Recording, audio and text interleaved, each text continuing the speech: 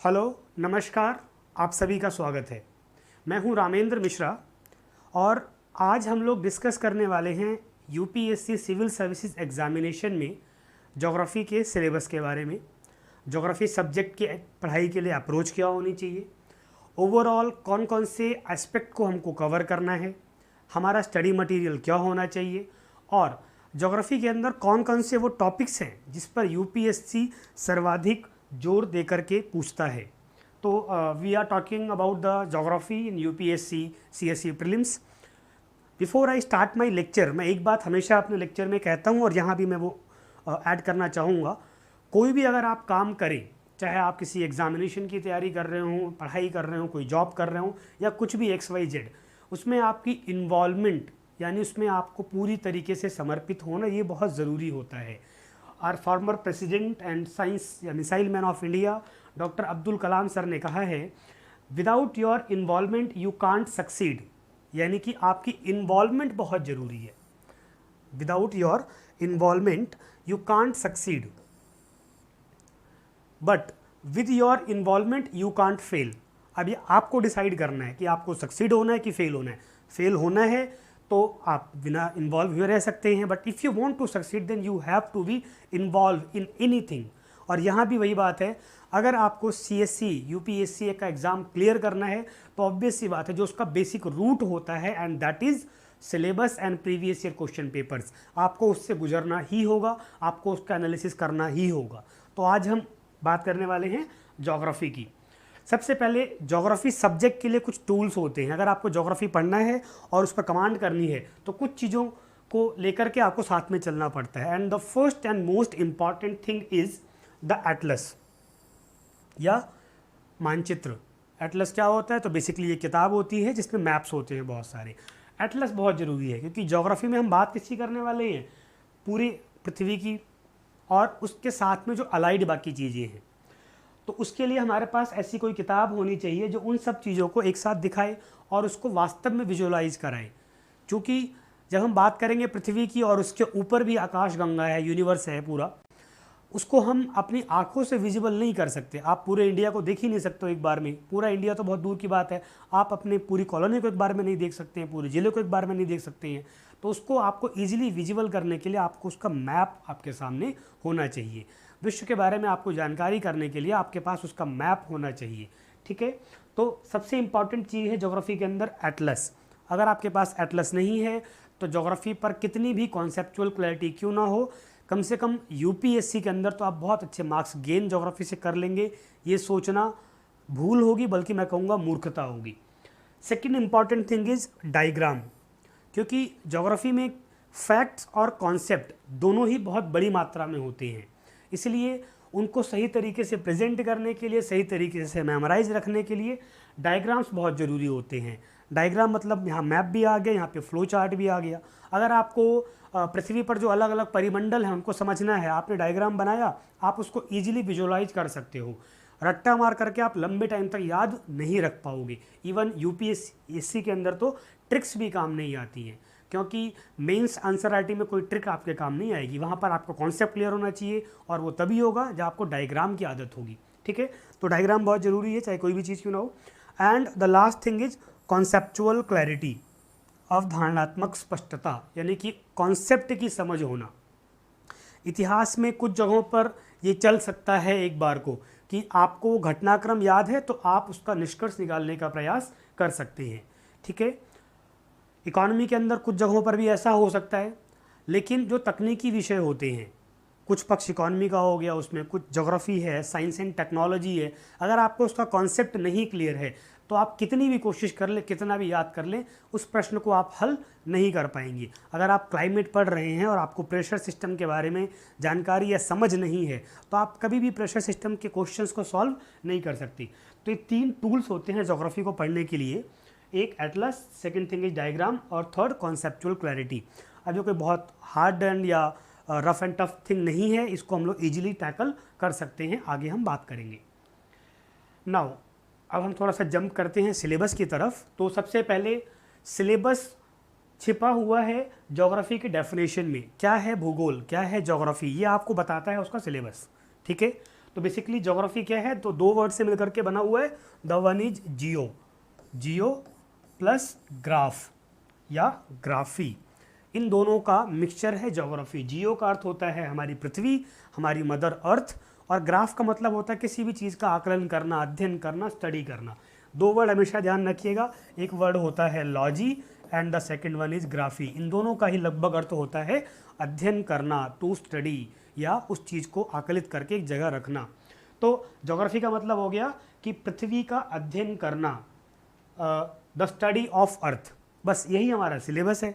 चूँकि पृथ्वी का हमको अध्ययन करना है तो जो कुछ भी पृथ्वी पर है या जो कुछ उससे रिलेटेड है उसका अध्ययन करना, दिस इज ज्योग्राफी बेसिकली। ठीक है, तो अगर हम इसके सिलेबस को थोड़ा सा ब्रोकआउट करें तो भूगोल का सिलेबस, ज्योग्राफी का syllabus basically divided into two parts, यानी कि दो भागों में बांटा जा सकता है। ठीक है, एक हिस्से को हम लोग कहते हैं जनरल या फिजिकल ज्योग्राफी, सामान्य भूगोल या भौतिक भूगोल, तो ये हमारा फर्स्ट पार्ट हो गया। दूसरा हिस्सा होता है ह्यूमन ज्योग्राफी और इकोनॉमिक ज्योग्राफी। कुछ कुछ जगहों पर आपको ये दोनों हिस्से तोड़ के दिए जाते हैं, ह्यूमन ज्योग्राफी एक पोर्शन में दिखाते हैं, इकोनॉमिक ज्योग्राफी एक पोर्शन में दिखाते हैं। तो उससे कोई फर्क पड़ता नहीं है, क्योंकि टॉपिक्स दोनों के हैं जो आपस में मिले हुए हैं, तो उसको हम ह्यूमन एंड इकोनॉमिक ज्योग्राफी भी कह सकते हैं। तो ये बेसिकली दो भाग होते हैं ज्योग्राफी के। चूँकि ये ओवरऑल ज्योग्राफी का भाग है, लेकिन जब हम इसी का अध्ययन करेंगे इंडिया में बैठ करके या भारत के संदर्भ में अध्ययन करेंगे, तो उसको फिर हम अलग प्रकार से दो भागों में बांटते हैं। तो वो कौन से हो जाएंगे, पहला हो जाएगा वर्ल्ड ज्योग्राफी और दूसरा इंडियन ज्योग्राफी।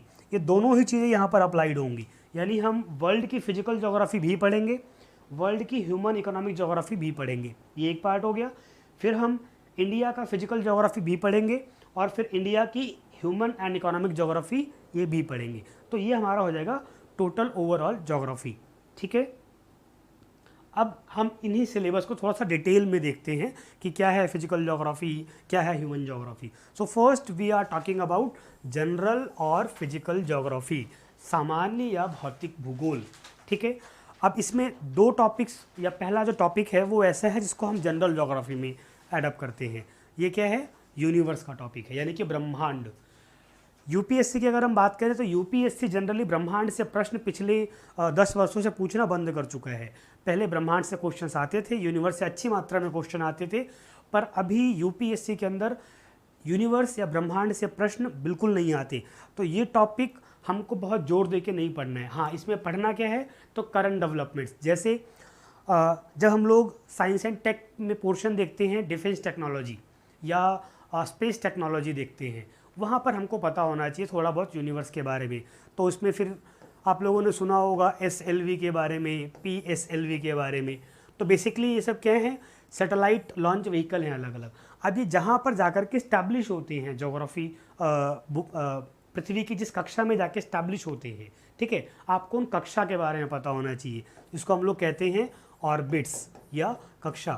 तो ये करंट का क्वेश्चन है, लेकिन यूनिवर्स की अलग से पढ़ने की बहुत ज़्यादा आवश्यकता नहीं है। ठीक है, इसके बाद यहाँ पर जो ये 4 टॉपिक्स हैं, दे आर द क्रक्स और कोर ऑफ द ज्योग्राफी, ये बहुत इंपॉर्टेंट चीज़ें हैं।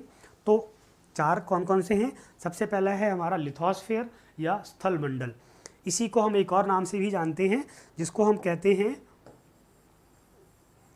भू आकृति विज्ञान या जियोमॉर्फोलॉजी। आप सबने सुना होगा जियोमॉर्फोलॉजी या भू आकृति विज्ञान, जियोमॉर्फो। तो स्थल मंडल को ही हम लोग जियोमॉर्फोलॉजी कह देते हैं, भू आकृति विज्ञान कह देते हैं। The second topic is atmosphere या वायुमंडल। ठीक है, इसी को डिटेल में हम लोग क्लाइमेटोलॉजी भी कह देते हैं, यानी कि जलवायु विज्ञान, क्लाइमेटोलॉजी।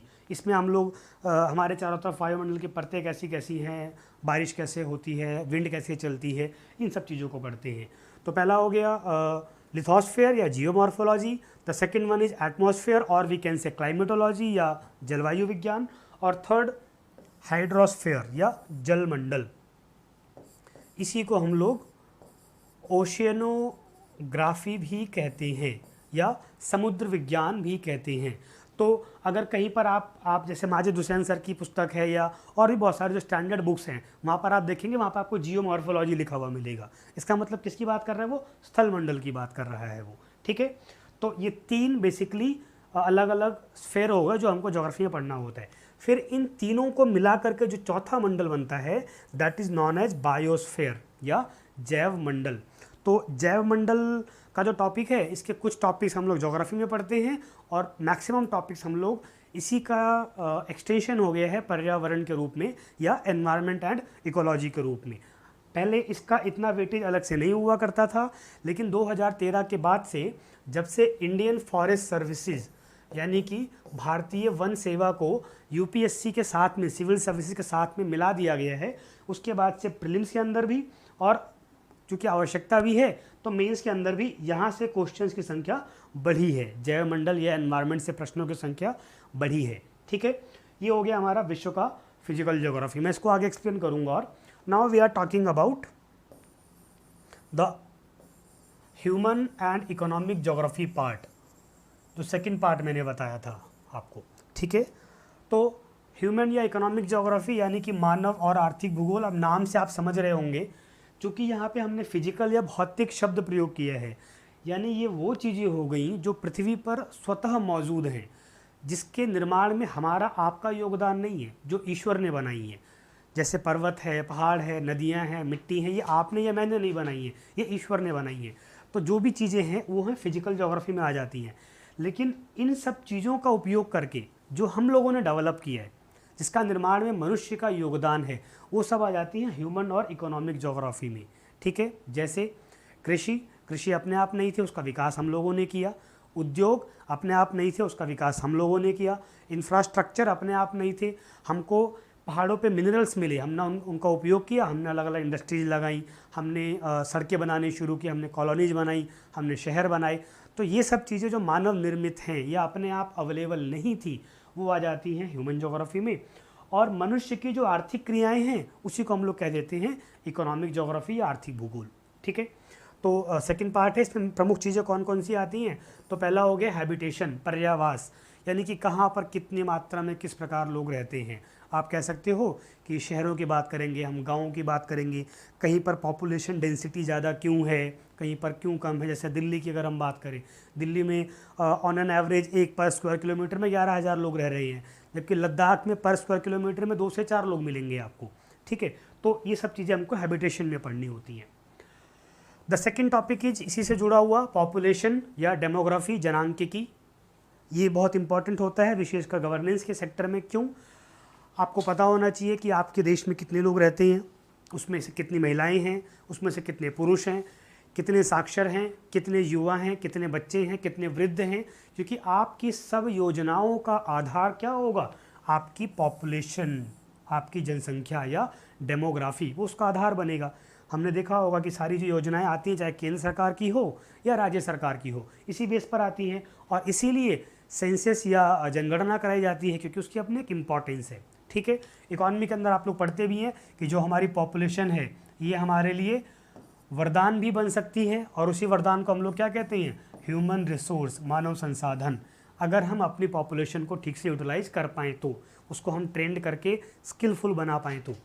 अगर हम अपनी पॉपुलेशन को यूटिलाइज नहीं कर पाते हैं, शिक्षित नहीं कर पाते हैं, तो वही क्या बन जाती है, हमारे ऊपर बोझ बन जाती है। किसी भी देश के ऊपर अधिक जनसंख्या वहाँ का बोझ बन जाएगी। जैसे चीन की बात हम लोग अक्सर सुनते हैं कि चीन में क्या है, सस्ता मैन पावर है, श्रम वहाँ पर सस्ता है। क्यों?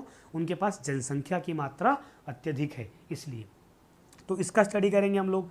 देन एग्रीकल्चर या कृषि इम्पॉर्टेंट टॉपिक इसलिए है क्योंकि अभी भी अगर हम भारत के संदर्भ में बात करें, भारत की आधी से अधिक आबादी किस पर निर्भर है, कृषि पर निर्भर है। फिर कृषि जो है वो इकॉनमी का प्राइमरी सेक्टर यानी कि बेस होता है। ठीक है, तो कृषि की अपनी इंपॉर्टेंस है, इसलिए आज से भारत एक कृषि प्रधान देश है। उसके बाद अगला जो टर्सरी सेक्टर में आता है दैट इज इंडस्ट्रीज, हमारे उद्योग, अलग अलग जो संसाधन लगे हुए हैं उद्योगों के ऊपर, वो इसमें फिर हम इसको अलग अलग भागों में बांटेंगे। जैसे आपने सुना होगा इस्पात उद्योग है, लौह इस्पात उद्योग जो हो गया, वायु विमान उद्योग है, ऐसे अलग अलग उद्योग होते हैं। Then the next portion is minerals या खनिज। इसकी इम्पोर्टेंस किस लिए है, तो आपके पास एग्रीकल्चर है यानी कि कच्चा माल है। अब उस कच्चे माल से आपको अगर प्रोडक्ट बनाने हैं तो आपको चाहिए क्या, पावर और खनिज चाहिए, क्योंकि ये जितनी ज़्यादा मात्रा में होगा, आपके उद्योगों को कच्चा माल उतने ज़्यादा मिलते जाएंगे और आप उद्योग डेवलप कर पाएंगे। जैसे अगर मान लीजिए हमारे पास आयरन ओर की मात्रा पर्याप्त है, आयरन ओर यानी कि लौह अयस्क, अगर लौह अयस्क हमारे पास पर्याप्त है तो हम कौन सा उद्योग लगा सकते हैं? लौह इस्पात उद्योग, आयरन एंड स्टील इंडस्ट्री। और लौह इस्पात उद्योग क्या होता है? ये होता है उद्योगों का आधार, क्योंकि जो हैवी मशीनरी होती है वो किससे डेवलप होती है? आयरन स्टील से डेवलप होती है। तो ये इंपॉर्टेंस है खनिजों का। इसी प्रकार फिर नेक्स्ट है ट्रांसपोर्टेशन यानी कि परिवहन। इसमें आजकल हम लोग कम्युनिकेशन भी ऐड करते हैं, यानी कि संचार के साधन, क्योंकि वो भी बहुत ज़रूरी हो गया है आधुनिक विश्व के अंदर। तो ट्रांसपोर्ट एंड कम्युनिकेशन यानी परिवहन और संचार, परिवहन और संचार इस सब की रीढ़ है। आपके पास अच्छी खेती है, गांव के अंदर खेत है, वहाँ बहुत अच्छी फसल हुई, पर जब तक वो फसल मंडी में नहीं पहुँचती, जब तक वो फसल तैयार होकर के फैक्ट्रीज में नहीं जाती, आप उससे ना तो ग्राहक को बेच पाएंगे ना कोई उत्पाद बना पाएंगे। उस फसल को मंडी में पहुँचाने के लिए क्या चाहिए? आपको अच्छी सड़कें चाहिए। फसल मंडी में पहुँच गई, बहुत बड़ी मात्रा में फसल आ गई, लेकिन अगर आपने उस फसल को नहीं संभाला तो फसल ख़राब हो जाएगी। हम लोग सुनते हैं भारत में बड़ी समस्या क्या है? फसल तो खूब होती है पर अधिकतर फसलें जो सरकारी गोदाम होते हैं वहाँ खुले में ख़राब हो जाती है। तो आपको क्या चाहिए होंगे? वेयर हाउस यानी कि गोदाम चाहिए होंगे। फल और सब्जी, अभी भारत में हम लोग बहुत बड़ी मात्रा में फल सब्जी उपजाते हैं, लेकिन समस्या क्या है? बैड इंफ्रास्ट्रक्चर यानी कि बुरी सड़कों के कारण और कोल्ड स्टोरेज की उपलब्धता ना होने के कारण अधिकतर उसमें से ख़राब हो जाती हैं। तो आपको कोल्ड स्टोरेज चाहिए होगा। तो ये सब चीज़ें आ जाती हैं ट्रांसपोर्ट कम्युनिकेशन के अलग अलग हिस्सों के अंदर। इंफ्रास्ट्रक्चर का इंपॉर्टेंट पार्ट है। इसमें हमारे हाईवेज डेवलप करते हैं, यानी कि सड़कें हो गई, रोड्स हो गए, फिर हमारा जो रेलवे सिस्टम है वो हो गया। चौथा नेक्स्ट हो गया एयरवेज। और नेक्स्ट आजकल बहुत ज़्यादा बहुत चर्चा में जो है वो क्या है? नेशनल वाटरवेज यानी कि राष्ट्रीय जल मार्ग। हम लोग नेशनल हाईवे सुनते हैं, पर आपको पता होगा कि भारत सरकार वर्तमान में 6 राष्ट्रीय जल मार्ग बना रही है। ठीक है, तो ये हमारा बेसिक सिलेबस हो गया है जो पूरी ज्योग्राफी का आधार है। अब यहाँ पे एक इम्पॉर्टेंट बात मैं जोड़ना चाहूँगा जो अक्सर हम लोग छोड़ देते हैं, स्पेशली अगर आपको यूपीएससी के अंदर नंबर गेन करना है तो उस चीज़ को ध्यान रखना बहुत ज़रूरी है। और वो इम्पॉर्टेंट चीज़ क्या है? वो इम्पॉर्टेंट चीज़ ये है कि अभी मैंने जो सिलेबस आपको बताया है, 2 हिस्सों में बांट करके बताया है। अक्सर होता क्या है बच्चों के साथ भी और फैकल्टीज़ के साथ भी, कि जब तक हम डिटेल स्टडी नहीं करते हम केवल पहला वाला भाग ही पढ़ते रहते हैं। अगर हमने ज्योग्राफी को 100 घंटे भी दिए हैं तो अधिकतर बच्चे आपको मिलेंगे जो इस वाले भाग को पढ़ने में ही कितना अपना 60 to 80% टाइम लगा देते हैं। अगर कोई 50 लेक्चर में ज्योग्राफी पढ़ाता है तो 40 लेक्चर खर्च कर दे रहा है फिजिकल ज्योग्राफी के अंदर, जबकि ये दोनों मिला करके ज्योग्राफी है। आज जितना वेटेज इसका है उतना ही वेटेज इसका भी है। तो आपको दोनों बराबर पढ़नी है, केवल फिजिकल ज्योग्राफी फोकस नहीं करना है। आपके लिए इकोनॉमिक ज्योग्राफी, ह्यूमन ज्योग्राफी भी उतनी ही इम्पॉर्टेंट है। ठीक है, अगर दोनों नहीं पढ़ेंगे तो ऑब्वियस सी बात है, अगर आपने तैयारी ही आधा किया है तो आपके नंबर ही फिर उसी प्रकार आएंगे, यानी क्वेश्चन आप सॉल्व वैसे ही कर पाएंगे। तो दोनों ही पोर्शंस की अपनी इंपॉर्टेंस है, हमको ये ध्यान में रखना है। ठीक है, अब इसके बाद जो मैंने आपको वर्ल्ड ज्योग्राफी बताया, थोड़ा सा मैं उसको डिटेल में तोड़ रहा हूँ। अभी हम यहाँ कुछ भी पढ़ने वाले नहीं है। सिलेबस जानना इसलिए ज़रूरी है कि आपको पता होना चाहिए कि मुझे किस रास्ते पर चलना है। मैं अपनी क्लास में अक्सर कहता हूँ कि सिलेबस और प्रीवियस ईयर पेपर्स ये हमारे लिए गाइडिंग ट्रैक होते हैं। आप लोगों ने घोड़ा देखा होगा, घोड़े के दोनों तरफ यहाँ फ्लैप लगे होते हैं। फ्लैप का उद्देश्य क्या होता है कि घोड़ा सीधे रास्ते पर चलता रहे, वो दाएं बाएं भटके नहीं। तो आपका सिलेबस और प्रीवियस ईयर पेपर्स ये आपके लिए क्या है? फ्लैप है। जब भी आप में भटकाव आएगा तो प्रीवियस ईयर क्वेश्चन पेपर्स और सिलेबस बताएंगे आप गलत जा रहे हो, क्योंकि ये चीज़ सिलेबस में है ही नहीं, आपको ये नहीं पढ़ना है, या आपने केवल यही पढ़ा है, ये चीज़ भी सिलेबस में है, उसको भी एडअप करिए। ठीक है, और सिलेबस आपने पढ़ा, उसके बारे में अध्ययन किया, अब उसमें से क्वेश्चंस कैसे आना है वो जानने के लिए आपको प्रीवियस ईयर पेपर से गुजरना पड़ेगा। क्योंकि आप पढ़े तो जा रहे हैं पर आपका जो पढ़ने के अप्रोच है, आपने तथ्य याद करने शुरू कर दिए, प्रश्न वहाँ से आ ही नहीं रहा है, तो आप क्या करोगे? ऑब्वियस सी बात है, फिजिकल ज्योग्राफी में हम लोग अक्सर तथ्य याद करते रहते हैं कि वहाँ पे कॉन्सेप्चुअल क्लैरिटी चाहिए होती है आपको, तो इन दो चीज़ों को हमेशा ध्यान में रखना है, सिलेबस और प्रीवियस ईयर पेपर्स, इसीलिए मैं यहाँ पर सिलेबस डिस्कशन पे इतना जोर दे रहा हूँ।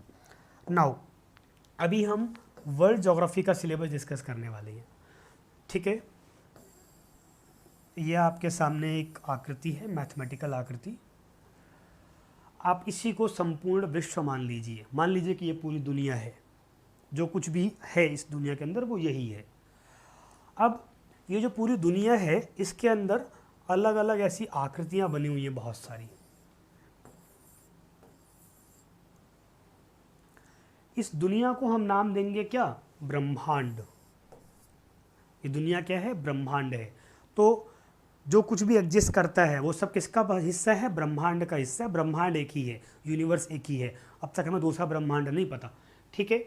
उसके बाद फिर इस ब्रह्मांड के अंदर क्या है? तो इसमें बहुत सारी अलग अलग आकाश गंगाएं हैं, गैलेक्सीज हैं। तो ये पूरी आकृति ब्रह्मांड हो गई। इसके बाद इसमें जो गोले मैंने बनाए हैं अलग अलग, ये आकृतियाँ बनाई हैं, ये आकृतियाँ अलग अलग भी हो सकती हैं, गोल भी हो सकती हैं, किसी अन्य आकार की भी हो सकती हैं। These shapes are, they are basically galaxies और आकाश गंगा, अलग अलग आकाश गंगाएं हैं। यानी कि universe are formed with galaxies. Universe क्या है? अलग अलग आकाश गंगाओं का समूह, ग्रुप ऑफ गैलेक्सीज है, ठीक है। अब इन आकाश गंगाओं के अंदर क्या है? तो एक काम करते हैं, हम इसको थोड़ा सा जूम इन कर देते हैं। ये जो आकाश गंगा है, ये ब्रह्मांड हो गया, ये आकाश गंगाएं हो गई। अब हम एक आकाश गंगा को उठा लेते हैं, ठीक है। तो हमने बाकी आकाश गंगाओं को हटाया और हमने केवल एक आकाश गंगा लिया, मान लीजिए ये वाली आकाश गंगा, ये हो गई हमारी एक आकाश गंगा। तो आकाश गंगाओं के अंदर क्या है? तो आकाश गंगाओं में बहुत सारे क्या होते हैं? तारे होते हैं, स्टार्स होते हैं, ठीक है। तो बेसिकली आकाश गंगा है क्या? ग्रुप ऑफ स्टार्स या तारों का समूह, ठीक है। और ऐसे ही हमारा एक तारा है, हमारे तारे का नाम क्या है? सन, या जिसको हम कहते हैं सूर्य, ठीक है। ब्रह्मांड में आकाश गंगा के अंदर बहुत सारे तारे, Galaxy means the group of stars, ठीक है। और उसमें से एक तारा हो गया हमारा सूर्य। तो कोई भी जो तारा होता है लाइक सन, उसके आसपास कुछ चीज़ें होती हैं जो उसका चक्कर लगाती रहती हैं, उसको क्या कहते हैं? तो वो हो गया उस तारे का परिवार या सिस्टम। और चूँकि हमारा तारा है सन और इसका जो फैमिली है जो उसके चारों तरफ चक्कर लगाएंगे, उसको हम क्या कह देते हैं? आइदर सोलार सिस्टम या सौर मंडल, ठीक है। तो उसमें क्या क्या आ जाएंगे? सूर्य के चारों तरफ जो कुछ भी चक्कर लगा रहा है, तो अलग अलग जो ग्रह हैं, प्लैनेट्स हैं, वो आ जाएंगे। उपग्रह हैं, सैटेलाइट्स, वो आ जाएंगे। एस्टेरॉइड्स हैं, क्षुद्र ग्रह, एसेट्रा एसेट्रा, ठीक है। वो यूनिवर्स का पार्ट हम पढ़ेंगे उसमें। तो ये हो गया हमारा सौर मंडल या सौर परिवार। अब इसी सौर परिवार में मैं इसको दोबारा से जूम इन कर रहा हूँ, ठीक है। इसको मैंने हटा दिया। ये जो हमारा सौर परिवार है, यानी कि सूर्य के चारों तरफ जो चक्कर लगा रहे हैं, इसी में एक प्लैनेट है और उस प्लैनेट का नाम क्या है? मदर अर्थ, यानी कि हमारी पृथ्वी। ये हो गई हमारी पृथ्वी, ठीक है। अब हमें इस पृथ्वी का अध्ययन करना है, इस ग्रह का अध्ययन करना है, ठीक है। तो इसमें फिर ये चीज़ें आ जाएंगी, एटमॉस्फेयर, लिथोस्फेयर, हाइड्रोस्फेयर, बायोस्फेयर, ठीक है। आप पृथ्वी को देखेंगे तो पृथ्वी के चारों तरफ क्या है? एक कवर है, एक खोल है। Earth is covered with gases and this is called the atmosphere. इसको हम क्या कहते हैं? वायुमंडल कहते हैं, ठीक है। तो ये हो गया हमारा वायुमंडल, हमको इसका अध्ययन करना होगा। फिर आप पृथ्वी को देखते हैं ऊपर से अंदर आकर के, तो आपको क्या दिखाई देगा? पृथ्वी के अंदर बड़ी मात्रा में आपको यहाँ पे पानी दिखाई देगा। और ये पानी क्या है? यही हो जाएगा हमारा हाइड्रोस्फेयर या जलमंडल। ये हो गया हमारा बाहरी हिस्सा, वायुमंडल। और इस पृथ्वी के ऊपर यहाँ पर अलग अलग क्या हैं? पहाड़ बने हुए हैं, ठीक है। नदियाँ बह रही हैं, मैदान हैं, शहर बसे हुए हैं, देश बसे हुए हैं, महाद्वीप हैं। और ये सब किसके ऊपर बसे हुए हैं? ये सब ज़मीन के ऊपर, यानी कि स्थल या लैंड के ऊपर बसे हुए हैं। और ये हो गया हमारा लिथोस्फेयर, ठीक है। तो पृथ्वी के चारों तरफ जो गैसों का कवर है वो हो गया हमारा वायुमंडल। वायुमंडल से डेवलप होता है जलवायु, और इसीलिए उसको हम पढ़ते हैं जलवायु विज्ञान के अंतर्गत। पृथ्वी के ऊपर पानी की मात्रा अवेलेबल है, ये पानी अपने आप में कहलाता है जलमंडल, उसको हम पढ़ेंगे। और फिर यहाँ पर जो स्थल खंड बचा तीसरा हिस्सा वो कहलाया स्थल मंडल। एक चौथा हिस्सा भी है जहाँ पर ये तीनों चीज़ें एग्जिस्ट कर रही हैं, यानी कि सरफेस के ऊपर जहाँ पर हम लोग जीवन जी रहे हैं, और ये कहलाता है क्या, जैव मंडल। वायुमंडल में वायु है पर पानी नहीं है, और वहाँ पर स्थल नहीं है, तो वहाँ पे जीवन संभव है, नहीं संभव है। ठीक है, स्थल मंडल पे अगर वायु हटा दी जाए, यानी कि ऑक्सीजन ख़त्म कर दी जाए और पानी हटा दिया जाए, क्या हम जी पाएंगे? संभव नहीं है। पानी के अंदर से भी अगर ऑक्सीजन निकाल ली जाए और कोई बेस ना हो, पानी हवा में तैरता रहे, तो क्या जीवन संभव है? संभव नहीं है। तो जहाँ पर तीनों चीज़ें होंगी वहाँ पर जीवन बनेगा, और वही कहलाएगा जैव मंडल। ठीक है, तो इसको हम थोड़ा सा इस तरीके से भी बना सकते हैं।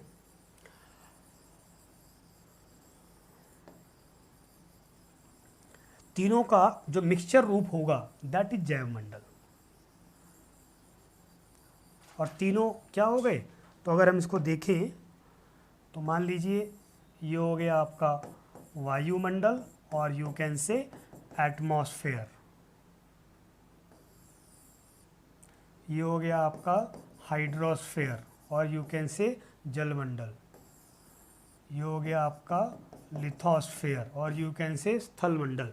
बीच का ये हिस्सा जहाँ पर ये तीनों चीज़ें एग्जिस्ट कर रही हैं, ये क्या कहलाएगा आपका? बायोस्फेयर और जैव मंडल। ठीक है, ये हमारा सिलेबस डिस्कशन हो गया। अब अभी जो हमने ये ओवरऑल डिस्कस किया है, अगर मैं इसको एक क्रोनोलॉजी में लिखना चाहूँ तो हम क्या लिख सकते हैं? तो सबसे ऊपर क्या था? यूनिवर्स था, ब्रह्मांड था। यूनिवर्स से अंदर आए तो हमें क्या मिला? यहाँ पर बहुत सारी गैलेक्सीज मिली या आकाश गंगाएं मिली। उसके अंदर क्या है? स्टार्स हैं, तारे हैं। तारों के अंदर क्या है? तो तारों का अपना एक सिस्टम है। बेसिकली हम यहाँ प्लैनेट्स ले लेते हैं, यानी कि ग्रह हैं। ग्रहों के अंदर फिर अलग अलग चीज़ें बसी हुई हैं, तो महाद्वीप हैं, कॉन्टिनेंट्स, बहुत सारे देश हैं। उसमें से एक प्यारा सा देश है हमारा प्यारा भारतवर्ष या इंडिया। ठीक है, तो ये हमारा ब्रह्मांड हो गया, हमारी एक गैलेक्सी हो गई। गैलेक्सी का नाम क्या हो गया हमारा? कोई बताएगा गैलेक्सी का नाम? तो इसको जनरली हम लोग आकाश गंगा कहते हैं। ये हमारी गैलेक्सी के लिए नाम है, लेकिन फिर भी कुछ स्पेसिफिक नाम दिया गया है, जैसे दुग्ध मेखला या मिल्की वे। अब इन सब का मतलब एक ही होता है। दुग्ध मेखला मतलब कि दूध से भरी हुई कोई नदी बह रही है, या आकाश में गंगा बह रही है। ऐसा क्यों कहते हैं इसको? क्योंकि जो गैलेक्सी है, गैलेक्सी क्या है? ग्रुप ऑफ स्टार्स है, तारों का समूह है। और तारे क्या होते हैं? चमकते हैं। तो जब वो चमकते हैं तो दूर से लगता है कि कोई आकाश में गंगा बह रही है या आकाश में दूध की नदी बह रही है। मिल्की वे यानी कि दूध भरा हुआ रास्ता, जैसे खून भरी मांग होती है, लाइक दैट। तो इन सब का अर्थ एक ही हो गया। तो इस आकाश गंगा के अंदर क्या है? हमारा एक तारा, दैट इज सन। इसमें एक ग्रह कौन सा है? पृथ्वी, अर्थ। हमारा कॉन्टिनेंट हो गया कौन सा? एशिया। एशिया के अंदर फिर आ गया इंडिया। तो ये हमारा स्ट्रक्चर हो गया है। अब हम जिसके जितना पास है हमको उसका उतना ज़्यादा अध्ययन करना है, क्योंकि हम भारत सरकार के लिए होने वाली जो नौकरी की परीक्षा में जा रहे हैं, तो हमको भारत का अध्ययन बहुत अच्छे से करना होगा। और हमको दुनिया से भी संबंध ना, तो हमको दुनिया का भी थोड़ा बहुत पता होना चाहिए। ठीक है, जितना बाहर जाते जाएंगे हमारा अध्ययन का दायरा उतना कम होता जाएगा, क्योंकि वो विशेषज्ञता वाली बात हो जाएगी, और हमको विशेषज्ञ नहीं बनना है। यूपीएससी बहुत क्लियर लिखता है कि हमें उम्मीद है सामान्यज्ञ लोगों की, जनरलिस्ट लोगों की। ठीक है, अब हम बात करते हैं इंडियन ज्योग्राफी की। तो जो कुछ अभी हमने वहाँ पर पढ़ा उसी को हमको अप्लाई करना है इंडियन ज्योग्राफी के अंदर। बस थोड़ा सा इसको हम और अलग तरीक़ों से तोड़ देते हैं। सबसे पहले हम बात करते हैं भारतीय उपमहाद्वीप की, द इंडियन सब कॉन्टिनेंट, यानी कि जो हमारा रीजनल इंडिया है, इसके आसपास जो कुछ भी बसा हुआ है। इंडिया का एक्सटेंशन कहाँ से लेके कहाँ तक है, लॉन्गिट्यूड क्या है, लैटिट्यूड क्या है, लंबाई चौड़ाई, पड़ोसी देश कौन कौन से हैं, समुद्री सीमा कहाँ पर है, लैंड बाउंड्री कहाँ पर है, वगैरह वगैरह, वो हमारा इसके अंदर आ जाएगा। उसके बाद भारत की फिजियोग्राफी या भारत की भू आकृति कह सकती हैं। तो भारत पर पर्वतमालाएँ हैं, भारत पर नदियाँ हैं, मैदान हैं, पठारी क्षेत्र है, कोस्टल रीजन है, वो सब इसका हिस्सा हो जाएगा। अगर हम डिटेल में इसको तोड़ेंगे तो इसमें हमारी जो माउंटेन रेंज है नॉर्थ की, वो आ जाएंगी। माउंटेन के बाद हमारा प्लेन आ जाएगा। प्लेन के बाद हमारा जो प्लेट्यू है दक्षिण भारतीय हिस्से में प्लेट्यू आ जाएंगे।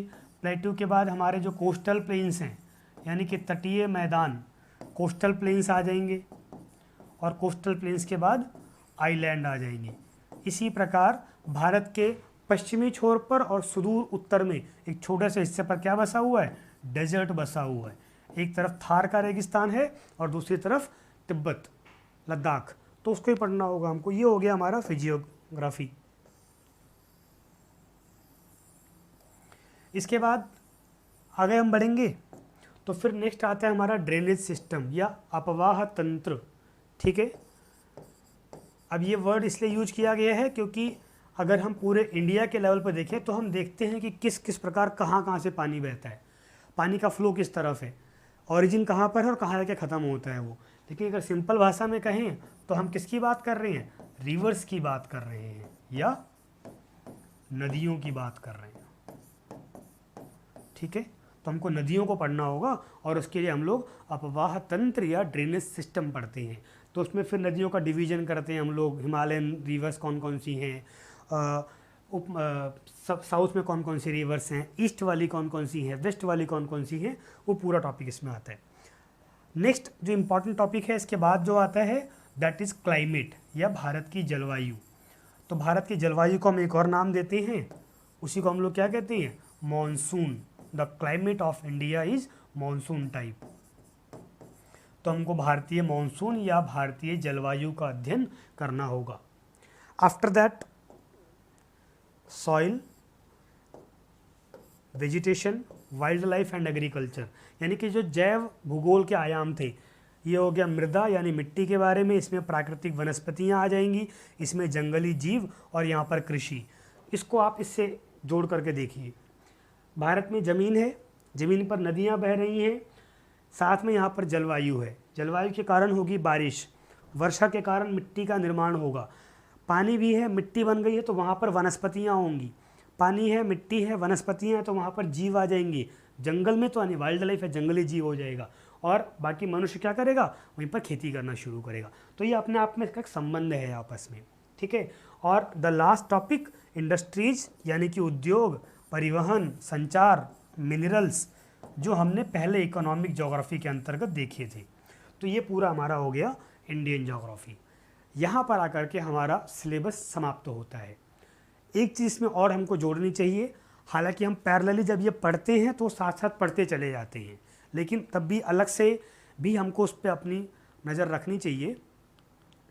और वो चीज़ क्या हो सकती है, तो उसको हम लोग कहते हैं रीजनल ज्योग्राफी या क्षेत्रीय भूगोल।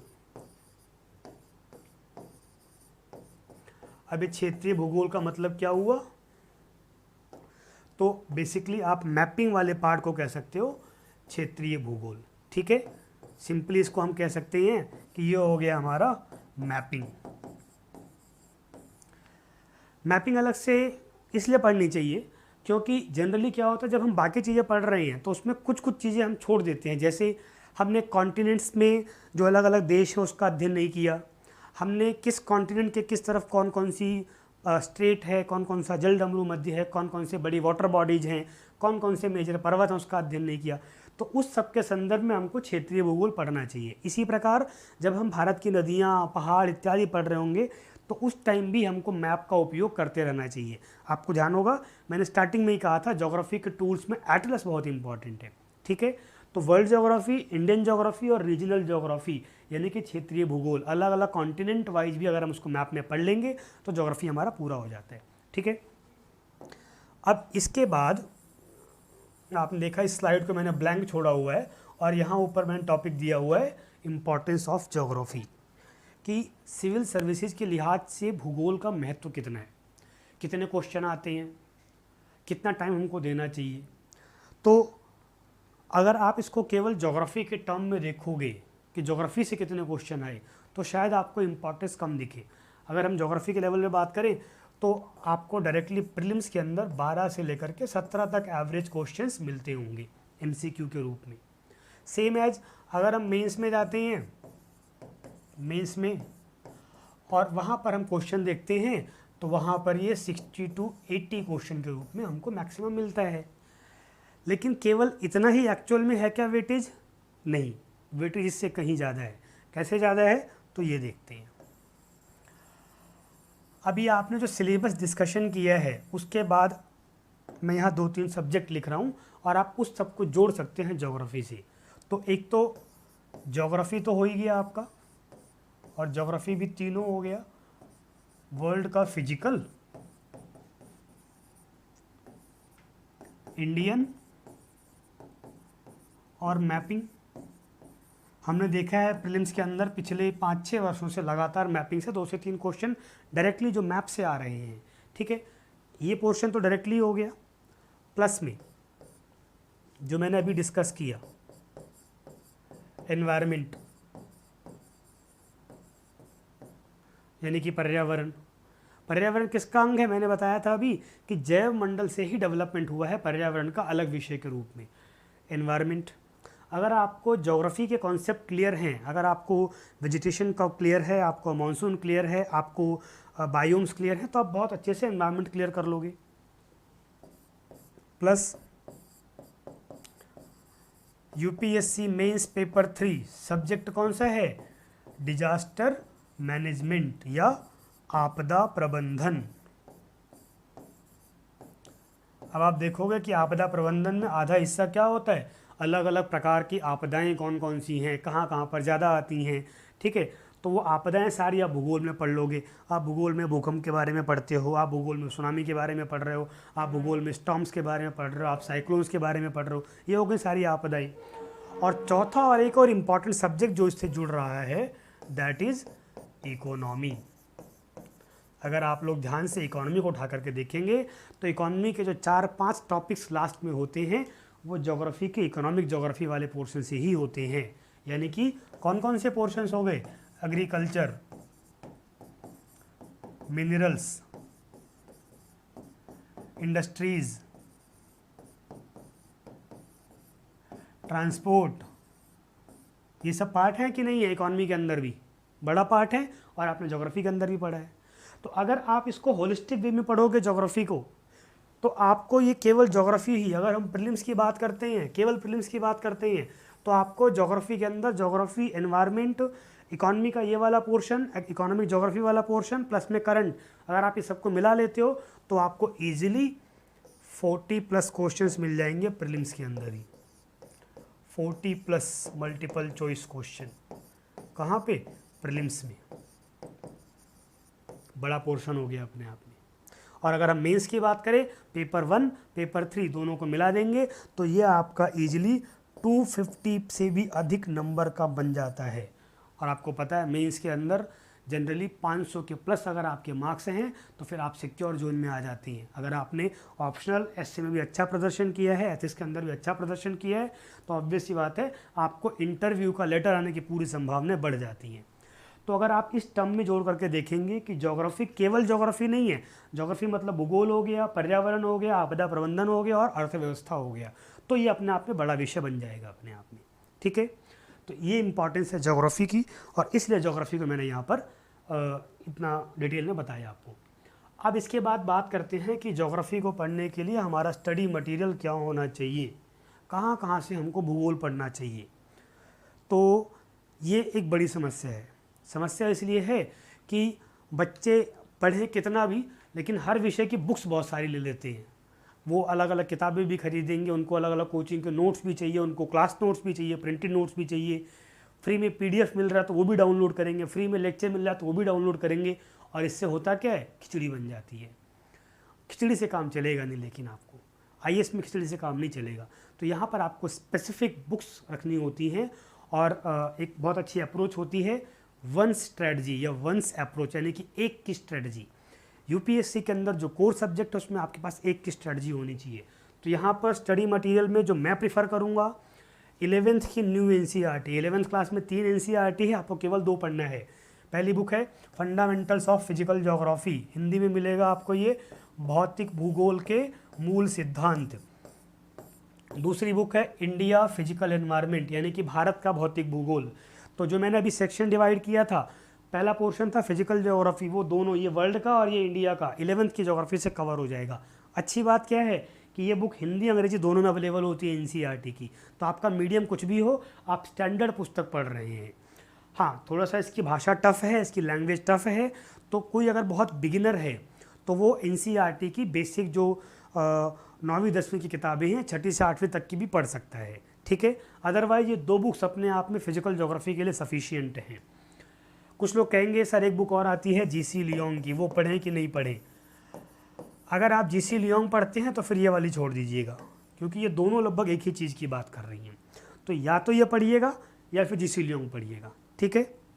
इसी प्रकार कुछ और बुक्स हैं, जैसे माजिद हुसैन सर की बुक है, महेश बर्णवाल सर की बुक है।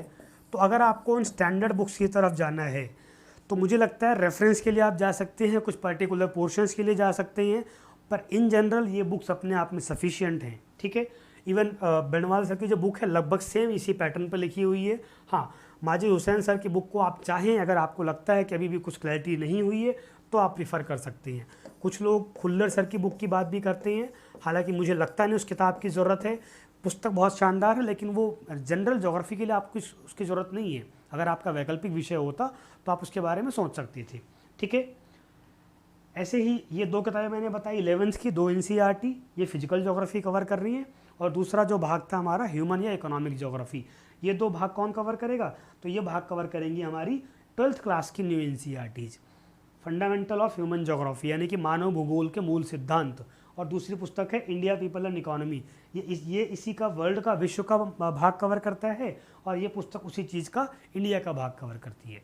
तो ये 4 किताबें, 2 बुक हो गई आपकी 11th क्लास की, फिजिकल ज्योग्राफी कवर कर रही है वर्ल्ड और इंडिया का, और ये कवर कर रही है ह्यूमन या इकोनॉमिक ज्योग्राफी। ये अपने आप में सफिशिएंट हैं, इसके अलावा और पुस्तकों की आपकी ज़रूरत नहीं है, चाहे प्रीलिम्स की बात हम कर रहे हो या मेंस की बात कर रहे हो। अच्छी बात यह है कि ज्योग्राफी प्रीलिम्स और मेंस में लगभग सिलेबस दोनों का सेम ही है, ठीक है। क्वेश्चंस कुछ टॉपिक से ज़्यादा पूछ सकता है, बस सिलेबस दोनों का लगभग सेम ही है। तो कोई कहे कि अलग से नहीं ये मेंस का सिलेबस है, ये प्रीलिम्स का सिलेबस है, ऐसा कोई डिवीज़न यूपीएससी ने तो नहीं किया है। साथ में एटलस बहुत ज़रूरी है ज्योग्राफी के, मैंने पहले ही बताया था आपको कि एटलस बहुत ज़रूरी है। तो एटलस प्लस में 11th की एनसीईआरटी प्लस में 12th की एनसीईआरटी, ये अपने आप में आपका कंप्लीट कर देगा geography for prelims as well as mains. Atlas आप कोई सा भी ले सकते हैं। ऑक्सफोर्ड का स्टूडेंट एटलस, ये बहुत फेमस है बच्चों के बीच में। कुछ लोग ओरिएंट ब्लैकसॉन का भी पढ़ते हैं। पर्सनली मैं ऑक्सफोर्ड वाले को प्रेफर करता हूँ, लेकिन ये आपके ऊपर है, इसमें कोई समस्या नहीं है। अगर आपके आसपास कोई और भी एटलस ऐसा हो जो इस लेवल का मिलता हो तो आप उसको ही प्रेफर कर सकते हैं, वो आपके पसंद के ऊपर है। तो ये हो गया हमारा कंप्लीट ज्योग्राफी की बात की, हमने ज्योग्राफी के सिलेबस की बात की है, हमने उस सिलेबस का डिवीज़न किया है, उसकी इंपॉर्टेंस की बात की है, और उसके लिए स्टडी मटेरियल हमारा क्या होना चाहिए उसकी बात की है, ठीक है। So thank you very much. आज हमने ज्योग्राफी का डिस्कशन किया, इसी प्रकार हम आगे आने वाले लेक्चर्स में अदर सब्जेक्ट के बारे में भी डिस्कशन करेंगे। बहुत जल्दी ही ज्योग्राफी का प्रॉपर लेक्चर भी स्टार्ट होगा, जो भी डिटेल्स होंगी वो आपको पता लग जाएंगी। आप चैनल के नंबर्स पर कॉल करके डिटेल्स ले सकेंगे। Thank you so much.